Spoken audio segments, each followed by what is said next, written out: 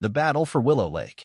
I never thought I'd say this, but the president of the Homeowners Association tried to have me arrested for trespassing on my cabin. She claimed my dock violated rules from an association I wasn't even part of. Her name was Margaret, and she ruled Willow Lake like a queen. But by the end of that summer, her crown was in the mud, and I'd helped the whole community take back their freedom. It started on a crisp June afternoon in 2025. I'd cut short a business trip to Chicago, eager to sink into the peace of my cabin on Willow Lake, a quiet retreat in upstate New York.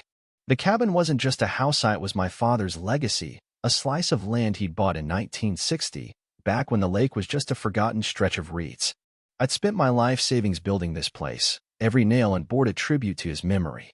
As my truck rolled up the gravel drive, I saw her, Margaret, standing on my dock, arms crossed, her blonde bob gleaming like a battle helmet. She was on her phone, voice sharp as a blade. "Yes, officer, the trespasser's here." Trespasser? My deed was right there on the passenger seat, my name in black ink. I stepped out, keeping my cool. Margaret spun toward me, eyes blazing. "This is a private community," she snapped. "Your dock violates Ordinance 7B. It's an environmental hazard." I glanced at the dock, solid, new, built to code. "My dock," I said, my voice dry. "The one you're standing on?" Her lips thinned. "I'm Margaret, president of the Willow Lake HOA. I'm ensuring compliance." She turned back to her phone. "He's belligerent." Belligerent? I hadn't even raised my voice. I set my suitcase down. "Margaret," I said, "tell the officer to bring the 1960 county plat map and the HOA's 1979 Articles of Incorporation." A flicker of doubt crossed her face, but she scoffed. "The police will handle this." Sirens wailed in the distance. I smiled, not to intimidate, but to promise. "Good," I said, grabbing a leather folder from my truck. This wasn't just about a dock. It was about everything. My father, George Harper, was a land surveyor, a man who lived by the truth of maps. He'd bought this lot cheap, a patch of dirt nobody wanted. He'd walk me along its edges as a kid, pointing out the old maple that marked the boundary. "Land doesn't lie, Tom," he'd say. "People do." When he got sick, I promised to keep this place and build something good. So I dyed a cabin that blended with the lake's curve, every permit filed, every inspection passed. This was my sanctuary from a life of corporate deadlines and hotel rooms. Margaret's first attack came fast. She couldn't touch my land. Lot, number 33, was explicitly excluded from the HOA's charter, a fact I proved to the police that day with the old plat map. Sergeant Daniels, a grizzled cop who remembered my father, sent her packing. "You're trespassing, ma'am," he said. Margaret's face went white, but her parting glare promised war. War, it was. 2 days later, a notice appeared on my door, citing a violation of Bylaw 14C. My father's old garden gnome, a faded fisherman by the roses, was tacky. $50 fine. I photographed it and filed it away. Then came another for my mailbox, painted sage green to match the cabin. Bylaw 21A demanded black or white. Another $50. I ignored them, but each note chipped at my peace. Margaret was waging psychological warfare, trying to make my sanctuary a battlefield. I found an ally in Ed, my neighbor, a burly guy in a fishing vest who'd watched Margaret bully the neighborhood for years.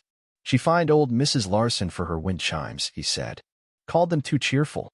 He told me about the Thompsons, forced to rip out their prize dahlias because they weren't approved. Margaret's rules were a noose, and most folks just bowed their heads. But I couldn't. This was my father's land, and I'd promised to protect it. The real blow came via certified Mila 10-page notice claiming my dock was leaching creosote, a toxic chemical, into the lake. The fine? $25,000. The report, signed by Margaret's cousin, Leonard Price of Lakeshore Solutions, claimed high levels of polycyclic aromatic hydrocarbons. It was a lie. My dock was built with modern, safe pressure-treated pine. I hired an independent engineer, Mr. Carter, who confirmed it. No creosote, no contamination. But he found something else.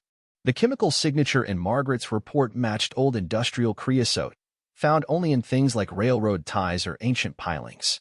Like the ones under the HOA's clubhouse dock, recently repaired for $100,000. The pieces clicked. Margaret wasn't just targeting mesh, was covering up the HOA's environmental mess, pinning it on my dock. I needed proof. That meant getting a sample from the clubhouse dock, a rotting structure nobody dared touch. It was risky, but Ed was in. "You're nuts," he grinned, "but I'm your lookout."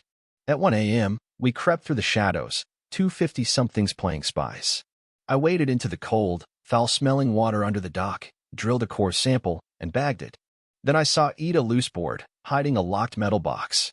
Before I could investigate, Ed's voice rang out, yelling about a demon goose to distract Margaret's nephew, the security guard. I slipped away, sample in hand, but that box haunted me. Carter's lab confirmed the sample matched Margaret's fake report. The clubhouse dock was the real polluter. But the box, what was in it? Cash? Ledgers? Something worse? I couldn't do this alone anymore. I recruited Mrs. Larson, a retired accountant with a grudge over her wind chimes, and the Thompsons, still bitter about their dahlias. We dug into the HOA's finances.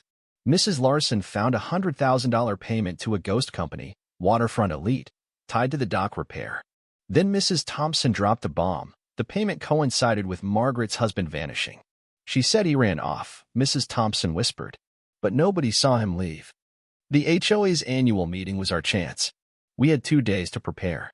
Mrs. Larson charted the financial fraud. The Thompsons rallied neighbors, promising a reckoning. Ed found a clean deputy, Officer Grant, to keep the peace. I built the case lab reports, financial records, and a timeline linking the money to Margaret's husband's disappearance.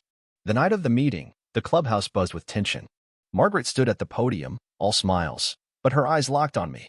She rushed through the agenda, ready to adjourn. I stood. Point of order, I said, voice steady. I have a right to speak. She tried to shut me down, but I held up her fines. Your bylaws say I get a voice. The crowd murmured. I taped my evidence to the wall, lab reports proving my dock was clean, the clubhouse dock's contamination, the fake company, and the missing husband. Margaret used our money to hide her mess, I said. The room erupted. Margaret screamed, lies, and bolted for the back door, straight to the dock. Grant and I followed, catching her clawing at the loose board, pulling out the box. She hurled it at Grant in a last desperate act. It burst open, cash, bank-wrapped, and her husband's passport spilled into the mud. 3 months later, I sat on my dock, the lake calm under a July sunset. Ed fished nearby, his new wind chimes singing across the water. Margaret was gone, facing charges of fraud, embezzlement, and worse, her husband's case was now a homicide investigation. The HOA was dissolved, replaced by a transparent committee led by Mrs. Larson and the Thompsons. Neighbors planted wildflowers, hung chimes, and talked again. I'd kept my promise to my father, but I'd done more. I'd helped the community break free. How far will a man go to defend what's his? I went further than I ever imagined, bending rules to fight a deeper wrong. It wasn't about revenge, it was about justice, for me, for Willow Lake, for everyone silenced by a bully. I skipped a stone across the water, watching it sink after 4 bounces. This was my father's legacy, and it was worth every fight. What do you think?